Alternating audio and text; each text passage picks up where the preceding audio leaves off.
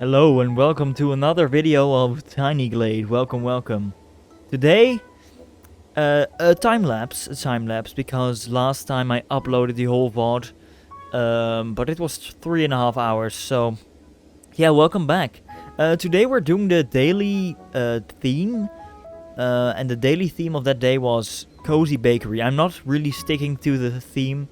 I just wanted to use the canvas that they give you. They have already some pre-built stuff, and you can see here that there was a ruin, and my idea was to complete the ruin again, so to make a house of it. And I thought it would be cool to let the ruin stay there, and use it as a foundation of the house, and that is something I will be using throughout this build. This build never got really finished, but it was just fun creating a tiny village in this way too cute game. So as you can see, I'm adding the buildings inside of the walls, so you can see the stones creaking out like it was old and decrepit, but repaired by or at least well maintained still, so you can still live inside. So here you can see I'm starting to work on the garden, adding a small little door at the back and connecting the fence. Nothing too spectacular. And here I figured out that if I did this technique, then you cannot place windows everywhere because the wall is in front of it, and you won't be able to see through the wall. So I had to be creative with where I place my windows, but I think it worked out fine in the end. Just some nice windows on the second floor, not too many on the first floor, but there was a big door at the front entrance, and there was a small window at the side, so not really a big deal. Now I'm adding to the the tower on the side. I don't know what this is, but the ruin had this. I don't know what the developers intended with this ruin, what kind of building, if that's the cozy bakery or not. I just made a house of it. You can pretend this to be a cozy bakery. I don't know what a cozy bakery looks like. I don't even know if the theme was cozy bakery. Maybe it was old bakery. I don't remember. But here I'm starting on the second house. And I want this to have some elevation, just to have some dynamics inside of this building, because the height difference really gives life to the build. So adding a small little pathway and a fence around, of course. And I left some open space, just so to have a second path going around, just to make it some more convenient. The story in my head was that the fence had broken there, and that there has formed a pathway of people walking there, because they didn't want to take the long path around. But it's not an original path. And now I'm starting to build the house, and it's an L-shaped house. I don't know if this has a name. It probably has, but I wanted to have this form, this shape. If you watched the previous Tiny Glade video, then respect to you. But you saw I really like the shape. Just connecting two of these parts really creates a nice house. Here I was figuring out if they were correctly aligned and adding a nice little fence around it. And yeah, a little gate in the fence as well, just to have a little garden area around this house, because it's on this hill. And try to giving it a door, just adjusting the height a bit and getting rid of those pesky plants that always get in the way. They should make an update, so if you place a door, that there are no plants in front of the door, because that makes no sense. A bit of camera movement here, but I was removing some trees because they were clipping through the house. And this is where I discovered you could actually raise fences. It's so logical, but I just never thought of it. And I raised them slightly, so they have 3 wooden beams. Yeah, so it's a little bit more of a private area. Adding a chimney as well, just like on the other building. And now I'm going to start to replicate the other side. Of course, at the other side, the ruin was already pre-built. And now I have to build it myself, but I probably should have built it before I added the actual house here. Because this was quite a struggle. As you can see, the wall didn't really fit. It didn't really get a nice corner. Later I learned that you need to get those straight corners, make them yourself by editing the wall. Because if you draw it by hand, it will always get curved corners. So this is where I was experimenting with that. And this is when I learned how it actually works. So this is just a testing thing, and that I removed that and then started to expand this wall. So I tried to get it as good as possible, but you can see how it just curves really weird, and you cannot select it when there's already a base of the house there. So if I ever choose to use this technique again, I will place the ruin first and add the building inside, because you don't have to edit a lot about the building, and that ruin is annoying. So, as you can see, just going all around, cutting the wall up into pieces so I can adjust the height, so you get a bit of a natural curvature through the height of the stones. I thought the backside didn't need as much windows, just because, yeah, there are a lot of trees there, so that does not make much sense. So I thought it would be fun if the wall was a bit higher at the back, and slowly got down to the ground on the front side. So you can see me just randomly clicking and adjusting the heights here. Some randomness added to it, just some up, some down, but making it a coherent. Now I'm adding them back into the wall, just so, and here it's clipped through the ceiling. I hope I fixed that, I just noticed that right now. Here you can see I already got used to this wall technique a bit more. But this is just so fun that these techniques, all these pieces work together so well, and I cannot imagine what other things are possible. This is just my second time playing here, so yeah, there's probably so much more possible here. This is me trying to get a specific window variation. I wanted shutters with a plant, I believe, but I couldn't get it, so eventually I gave up because we got these 2 sacks of apples and I thought it was cute, so I kept them around. Just adding some windows all around, getting some props on the ground, just slowly moving them into the perfect position, while trying to keep the barrels and the wheels and the birdhouses all really fun. Here I tried to do some windows in the lower part again, but of course there are walls there that we added ourselves this time, so that didn't work really. And here's I think the finishing touch of this build, just the last couple of windows. And then I was deciding, do I want roof windows, and I think I did not decide on them. I wanted to add a little lake there, but that doesn't work. The lake, if you add water, it will always go to the lowest layer, and when you have a little mountain, it will create a deep hole, so that was not really nice. Here I added some foliage and some trees around this building, just to make it nice and comfy, nice and cozy. Of course it's winter, so it's not too realistic. And this is actually where I started to decide on the river. I wanted to have a river crossing through the town, just dividing that, and yeah, I thought that was cute. And this is when I discovered that in the winter theme, the river is actually frozen, which is amazing, an amazing detail. And as you can see, I'm adding a small little bridge right here, with the techniques, of course, we learned in the last episode, or the last video. By the way, if you like Tiny Glade content and you want to see the uncut, unspeed up version of this build, please comment down below. I have the recording and I can always upload it, but I don't think a 2-hour long uncut video of a stream is too interesting, because it's really slow. I'm just trying to discover, together with a lovely group of people in the chat who helped me on a lot of things. And this is where I got an idea. I saw on Twitter that the devs posted that they did an update already, which is amazing. And the update is that if you place doors on the ground, if you place windows on the ground, they will turn into doors. So I wanted to test that. By this lake, just to have a little nice, you get a little, what do you call it, fence around your door, like a little small balcony. And I wanted to have this overhang on the water, just to let it be a nice house near the river, which is of course very beautifully frozen. You can see the cracks in the ice, it's amazing. Okay, and now I'm just trying to get some pillars under the, you can see under the house. Maybe it was a bit too quick. There are wooden pillars there. I wanted the house to lean on the ground, but still have those pillars in the water just to get that effect. Here you see me adding another pillar just to get the style consistent with the other side. And here you saw me showing off to chat what you could do. Somebody asked the question if you can stack pillars. You indeed can stack pillars, and very high too.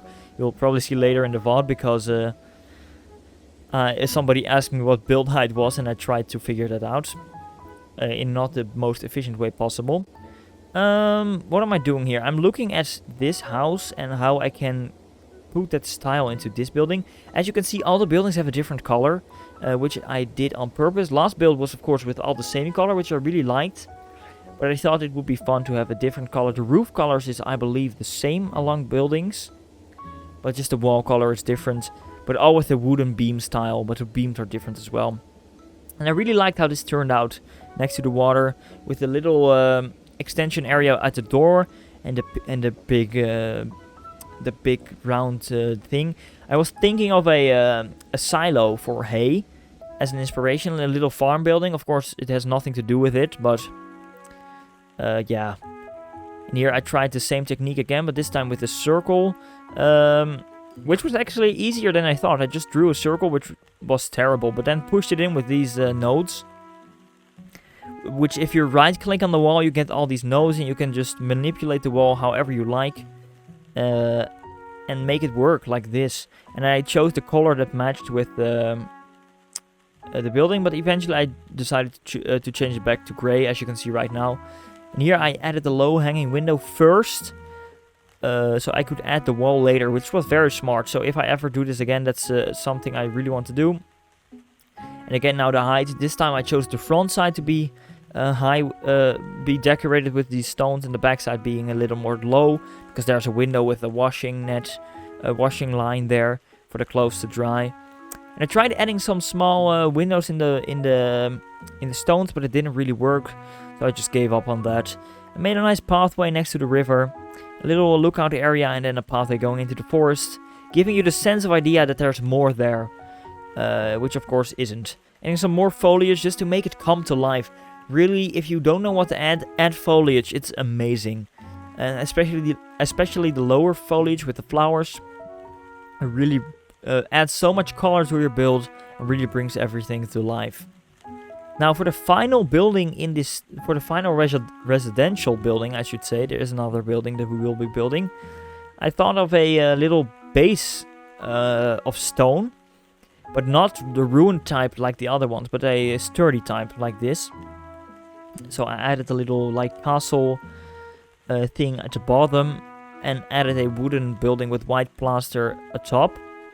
But then I was like, ooh, this is quite big and chunky. Maybe I made it too big, but I wanted to try to make it work.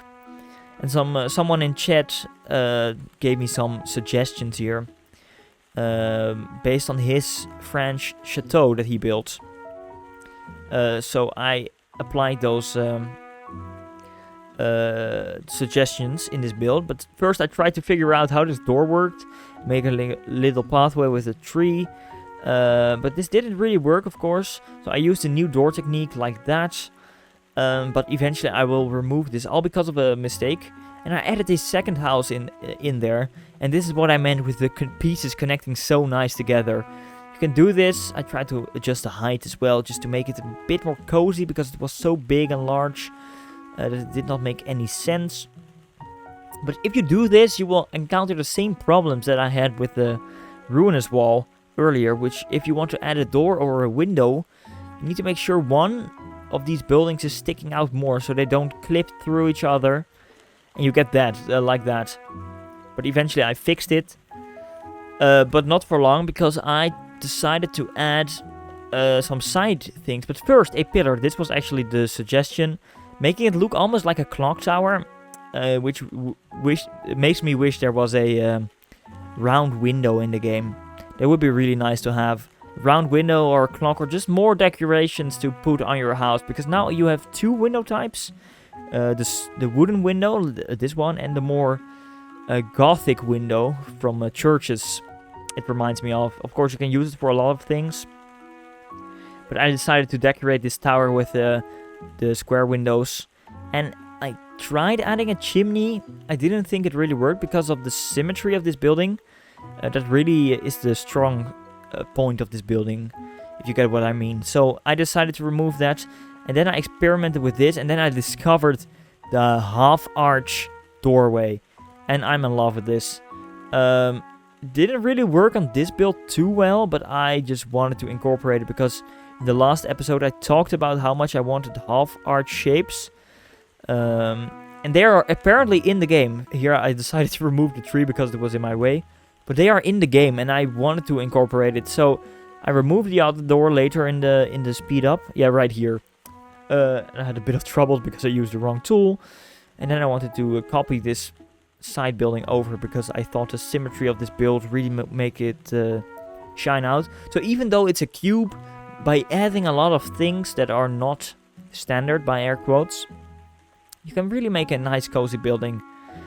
So now, yeah, you can see me struggling trying to get an exact replica. Just like the previous episode, a copy and paste tool would be so nice. But I get that it's not really possible with how the game is built currently. Because there's not really a select tool either. So things are just separate from each other. So copying them around would be hard. But for these kind of things, it would be really helpful when trying to make a symmetrical build. So now I had to look really carefully at the roof height, at the height of the little extension part, and how the wooden beams would interact with the other building. And then I had to copy that 3 times over, so all the sides were symmetrical. So you can see me doing this.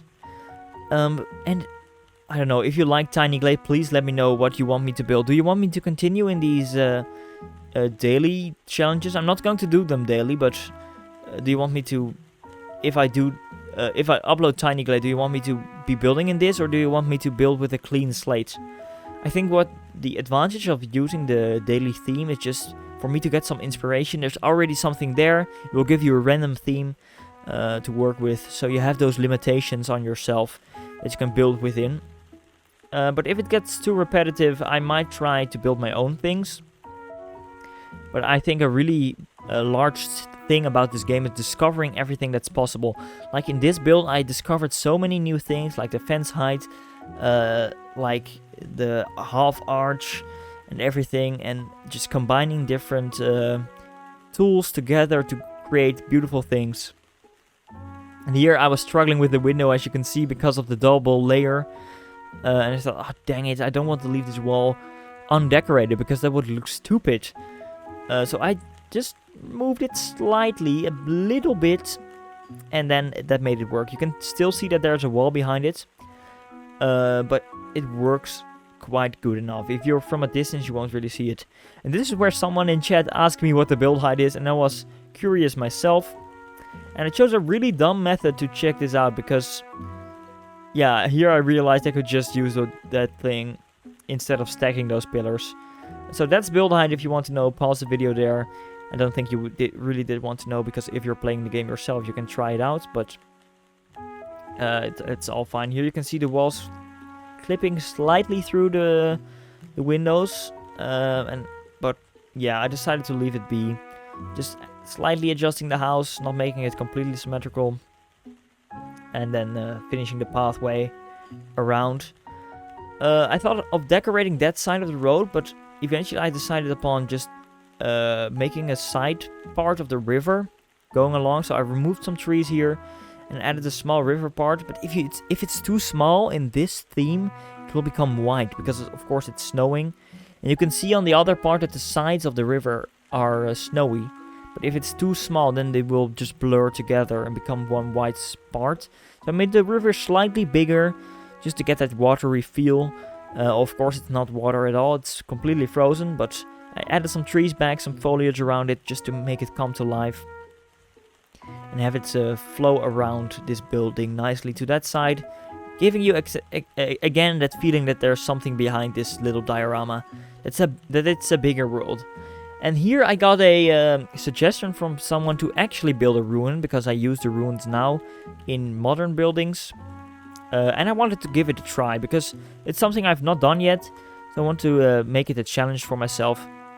But of course a random ruin in the village is quite weird, so I decided to build it inside the forest. So I planted some trees all around and used the trees that were already there, and just started building with the wall pieces, because that's how you most effectively make a ruin. So I colored it quite dark with the dark bricks and added some pathways around just to get those arches like it was used one day. There were doors inside, but they all have been destroyed because they are wood, of course. And here I made the mistake of cutting the wall first before recoloring it. Then you need to recolor everything by hand, because there is no selection tool. If there was a selection tool, you could maybe do that. But here I was just cutting it up in all kinds of pieces and adjusting the height of it, just to make it look all ruined.